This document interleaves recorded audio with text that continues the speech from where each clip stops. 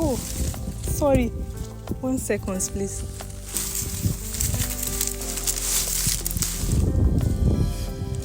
Sorry for keeping you waiting. Hello, everyone. I'm Dr. Adeoye, your usual presenter on this program. And we are going to continue from our discussion about the mind. We were talking about the mind. I talked about positive mindset before we digressed to talk about suicide in the previous video. And suicide is something very important we can't just gloss over when we celebrated the World Suicide Day. And so today we continue our discussion about the mind. Yes, the mind. And the mind is like a garden. And the way you saw, I was trying to, adjust the flower, pick up something unwanted from it, and just make sure it's beautiful, is in the right form. That is what we want to talk about today. How you, as the owner of your garden, which is like a mind, can tend your mind and make sure it is in proper shape. It is bringing forth the right fruits for you that you can enjoy, and remove every unwanted thing from it. The mind is a major part of your life, of your body, and it goes a long way to determine a lot of things about you. You remember in that video, I talked about that in psychiatry, we do what we call cognitive behavioral therapy. That is because it's been found out that the way your mindset is, the thoughts in your mind can influence your feelings and determine your action. And so this can either be positive or negative. And so that's why we leverage on it in therapy so if we can try to replace those negative thoughts from your mind with positive ones, it will give you a positive feeling that will replace the negative feelings, and then your actions, your behavior will feel more positive. However, there's a lot you can even do on your own, even without having to do the cognitive behavioral therapy that specialists do. And that is what we are discussing about, our mindset. So, what makes this garden of our mind? The things that are sown into it, the experiences, the exposures we have. So for example, you have a garden, you plant mango seed there, then you'll be expecting to reap mango fruit. So in your mind as a garden, the exposures, your experiences, and your senses are like gates into the garden that accept fruits to be sown into it. What you hear people say to you, what you hear people say about you, what you see. Now, let's assume some of all these things are negative and you give them access into that garden.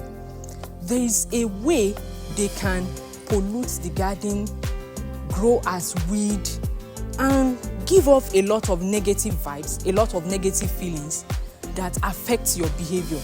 But let's assume this potter into your garden, you sow in more of positivity.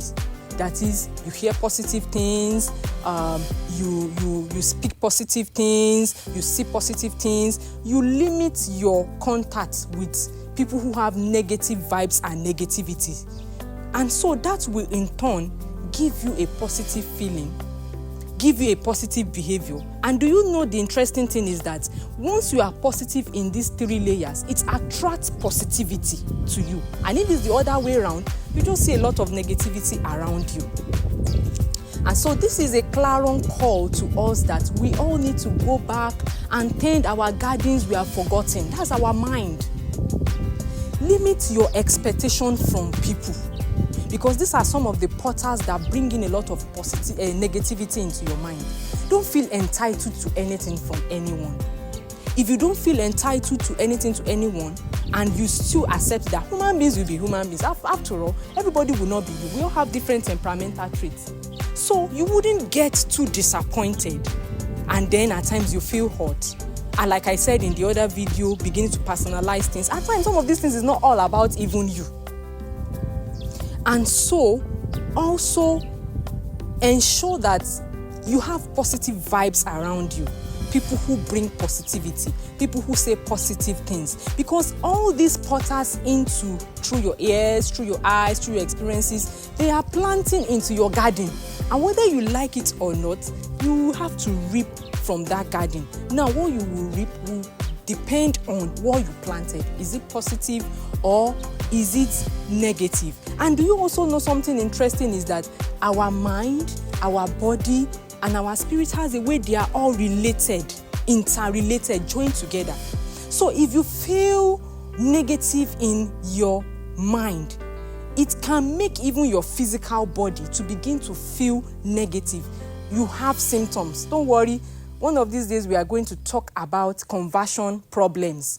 That is, the mind can get to a point where it begins to convert your negative experiences to physical symptoms, and you do all the tests and you won't find anything. And so that is why, if you have not subscribed to this YouTube channel, you'll be missing out on a lot. And if you are not sharing this YouTube channel with some other people, you'll be missing out on a lot, because there are lots of things I plan to talk about on our mental health. Everyone has a mental health, and this YouTube channel is just for you. So remember to limit the access of negativity to your garden, your mind. Negative words, negative expressions, negative actions, and where you can't even limit it, there are some instances you can't avoid it. We'll still get to talk about that in another video. How you can still manage it in the appropriate way without it affecting you, and allow more positive vibes. Hear positive things, see positive things, believe in positivity. Make all effort to increase the positive access and sowing into that your garden. Tend those positivity, and you will see yourself giving up a lot of positive results. And so don't forget to calm down, take time the way you saw me tending down my flower, to tend your garden with a lot of positive things, and you would be glad that you won't break down because you have positive fruit. Remember to also subscribe to this YouTube channel. Have a lovely day.